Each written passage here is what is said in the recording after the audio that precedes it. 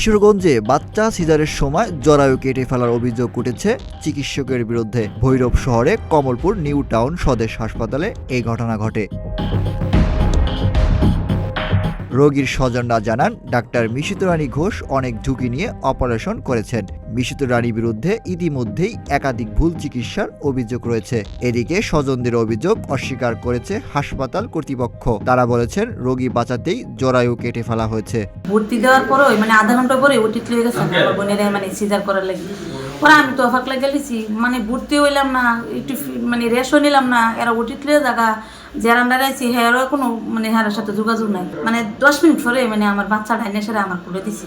দেওয়ার পরে অক্সিজেন লাগাইছি, লাগাই আমি বয়ে লিছি। বসার পরে চাই দিই নার্সেরা ডাক্তার বুড়াবুড়ি দৌড়াদৌড়ি লাগাইছি। সর্বনাশ হয়েছে আমার লোক কই না। পরে আমার ভিতরে একটা বই গেল যে আমার বোনের কি কোনো সমস্যা নাকি ভিতরে। পরে একটা নার্সের আমি জিগাইলাম, আপা ভিতরে কি আমার বোনের সমস্যা? হ্যাঁ সমস্যা। কারো কিছু বললেন না? আমি এটা বলতেছি আমার বোনের সমস্যা, আমি বলতাম না। এটা আবার কোন কথা বলছেন? দৌড় মেরে বেশি। রোগীর বড় বোন শরফা আক্তার বলেন, আমার বোনের অবস্থা অনেক খারাপ হলে হঠাৎ হাসপাতালে ডাক্তার আমাদের কাছে জোরপূর্বক স্বাক্ষর নিতে আসে। আমরা অনেক চেষ্টা করে জানতে পারি আমার বোনের জরায়ু কেটে ফেলার জন্য স্বাক্ষর নিতে এসেছে, কিন্তু আমার বোনের অবস্থা অবনতির ভয় দেখিয়ে জোরপূর্বক স্বাক্ষর করিয়ে নেয় হাসপাতালের লোকজন। তারা বলে যে মেয়ে রাখতে গেলে জরায়ুটা কেটে ফেলতে হবে। তুমি কি বলেন স্যার, প্রথম সিজারে জরায়ু কাটবে আপনারা তো পরীক্ষা নিরীক্ষা দেখছেন সুস্থ, ব্লাডও ঠিক আছে স্যার, ব্লাডের ঘাটতি নেই। পরে আমি গেলাম আমার বোনের কাছে, বুঝতাম তারা এরকম বলতেছে যে নাহলে রোগী মারা যাইব।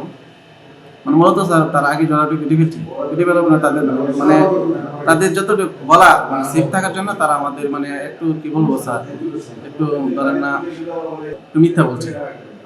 তার কাজ আগে শেষ করে ফেলছে স্যার। দীর্ঘক্ষণ অপেক্ষা করার পর দেখা হয় হাসপাতালের কর্তব্যরত চিকিৎসক মুস্তাফিজুর রহমানের সাথে। পরে চিকিৎসক এসে আমার বোনকে উন্নত চিকিৎসার জন্য ঢাকা নিয়ে যেতে বলেন। যখন অপারেশন করে জ্বরের ফুলটা ছিল সামনে, একদম সার্ভিক্সের মুখের কাছাকাছি। যখন অপারেশন করা হয় তখন দেখা যায় ব্লিডিং কন্ট্রোল হচ্ছিল না আর কি। যতবারই সেলাই দেয় তখনই দেখা যায় একটা ব্লিডিং হচ্ছিল। হওয়ার পরে আবার একটু অপেক্ষা করে তখন দেখা যায় আবার জরায়ুর এক সাইড দিয়ে ফুলে যাচ্ছে। জরায়ুটা এমন নাজুক ছিল, এখান দিয়ে সেলাই দিয়ে এখান দিয়ে ফুলে যাচ্ছে, এখান দিয়ে সেলাই দিয়ে আবার ওই দিক দিয়ে ফুলে যাচ্ছে। তারপরে চিন্তা করলো যে না, এভাবে হলে তো ব্লিডিং কন্ট্রোল হবে না। ব্লিডিং কন্ট্রোল করতে হলে একটা উপায় হলে গিয়ে আমাদের জরায়ুটা ফালানোর একটা চিন্তা ভাবনা থাকে। তখন আমরা রোগী লোকদের অবগত করি সাথে সাথে যে দেখেন কন্ডিশন তো এরকম, এখন এটা ছাড়া আপাতত কোনো নাই, ক্ষতি নাই। যদি হয় তাহলে ইনশাল্লাহ লাইফ সেভিং হবে, যদি না হয় তাহলে একটু বিপদের মধ্যে পড়ে যাবো আমরা।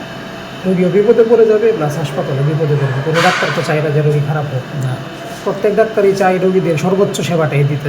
পরে খবর পেয়ে হাসপাতালে ছুটে আসে ভৈরব উপজেলা স্বাস্থ্য কমপ্লেক্স আবাসিক medical officer doctor Mehedi Hasan. রোগীকে দেখে বলেন, রোগীর অবস্থা ধীরে ধীরে অবনতি হচ্ছে, যত দ্রুত চিকিৎসার জন্য ভালো মেডিকেল কলেজ হাসপাতালে নেওয়া হবে। আপনারা তো দেখতে পাচ্ছেন কি অবস্থা, অফিসিয়ালি কিছু বলা যাবে না, পরে আমাদের মেডিকেল টিম হবে, তখন অফিসিয়ালি ডিসকাস করে আমরা বলবো। পেশেন্ট তো এখন পুরোপুরি সেন্স নাই, পালস কিছুটা উইক পাচ্ছি আমি। হায়ার সেন্টারে ভালো মেডিকেলে নিয়ে গেলে এখন ভালো হবে। আশিক এলাহি, প্রতিদিনের বাংলাদেশ।